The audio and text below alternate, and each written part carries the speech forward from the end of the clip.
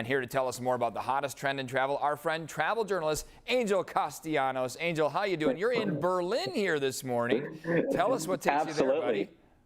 Yeah, it's good to be with you, Eric. You know, after attending the Rugby World Cup in France and the Ryder Cup in Rome, I wanted to come to Germany because they're hosting the Euro 2024, and I'm seeing 3 soccer matches in about 5 days, right before a work conference I have at the beginning of November. So it's kind of a win-win situation. I think this whole event, sports tourism thing is really cool because not only are you going overseas to maybe to watch your favorite team or check out some new teams, but you're getting a trip, an experience out of this at the same time in your downtime, if you have any.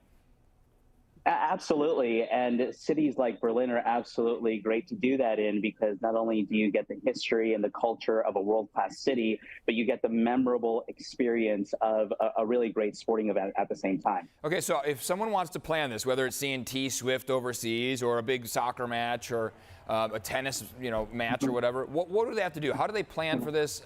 How many months out? And tell us everything we need to know.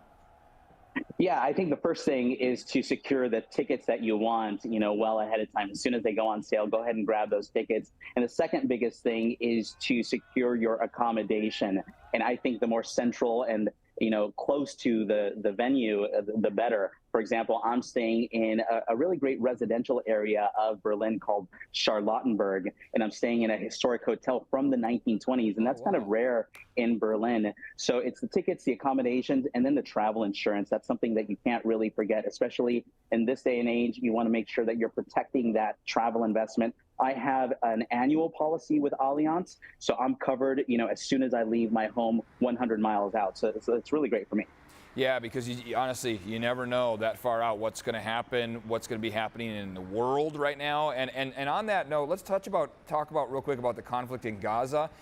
Is that affecting tourism in Europe at all? Will it affect any holiday travel? I mean, what are you seeing?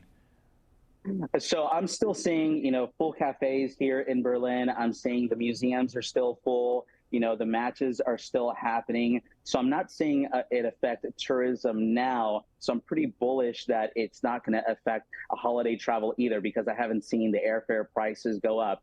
When it comes to spring or summer travel 2024, I think once we get through the holidays, we'll have a much clearer picture of what that conflict is doing for 2024. All right, Angel, just about a minute left, but I do want to know 2024, as you brought up there, what are some of the big games, maybe some of the big events that you're seeing on the horizon that people may want to check out? Here in Germany, it's definitely the Euro 2024, which is a major soccer tournament. Of course, Paris is hosting the Summer Olympics, so it's going to be a busy time to go to Paris as well. And then next year is the big D-Day anniversary, so it's probably the last big anniversary where we're going to see veterans coming to Normandy Beach in France. Awesome. Real quick, when you head to the airport, any packing tips, anything that you noticed with TSA along the way that you want to pass along?